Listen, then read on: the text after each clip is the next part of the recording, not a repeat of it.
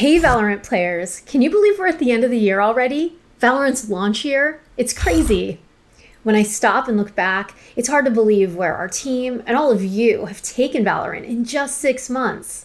From closed beta to launch to now, any success we've had this year has only been possible because of you, our players and our community. So thank you so much for playing with us this year. Seriously. Hey everyone, my name is Arnar Gylfason. I'm a senior producer on Valorant. With the release of our December patch, I wanted to share where the Valorant development cycle is today, what isn't working for us, and what improvements you should expect from us next year. To start, we need to acknowledge the reality that when you pair a team of our size, around 150 developers, with the multiple things we ship every patch, there's a web of complexity and interdependence that sometimes causes problems. So if a patch goes haywire, there might be 100 different reasons why, and it can be really hard to isolate them. Unfortunately, it's rarely a case of just shipping a simple fix. We've chosen having 2-week patch cycles so that we could be fast and agile in our updates and react quickly to your feedback. Anything longer and we start to get antsy, especially if you have to sit with something really busted for longer than that.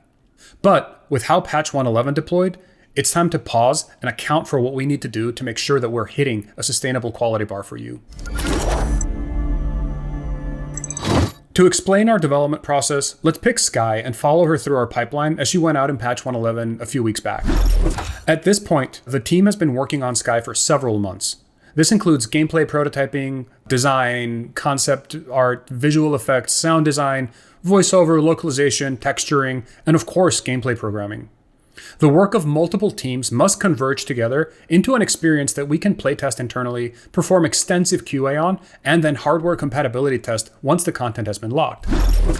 And this is just one thing. If you read our patch notes, you know it's never just one thing. So to be clear, that example process is the same or similar for anything we develop and ship to you. We've documented exactly what went wrong with patch 1.11 before, so instead of rehashing, I want to talk about what we're doing to help prevent a repeat of last month. Right now, we start preparing for a release a full 2.5 weeks ahead of time. It starts with feature freeze, a signal to teams that they should hold off on any large or risky additional submissions to the build. That continues until we do a branch cut, the process of fully locking down a release candidate. For the devs out here, how this works is all teams essentially work in a main branch, then we feature freeze, which means slowdown of check-ins and regular playtests and focus QA cycles until we do a full staging branch cutover where we can run full QA regression cycles. So one solution at this point is to be stricter about our feature freeze targets and better at identifying potentially risky game additions one full development cycle ahead of release. This allows us to call for more testing, changes to risk mitigations, or any other adjustments to our plans to just ensure a solid release. But back to the release candidate. Currently, the time between the cut for a release candidate and getting it to you is 2 working days. That's 2 days to identify any release blockers and address them. To some, that may seem like a really long time, and to others, perilously short. The reason we trust our teams with this narrow window is because each of them deliver quality work. As I said earlier, what we've been bumping up against is that when all that work comes together, we sometimes get unexpected and unpredictable interactions between seemingly unrelated systems. What we've now done is increase the amount of time for final testing, meaning an extra 24 hours to test the release candidate. We've also added external testing capacity so we can burn that candle at both ends and just get more test cycles in. One more thing we've started doing is pacing our releases. This way we can make sure there's less critical mass of high impact changes going out at once.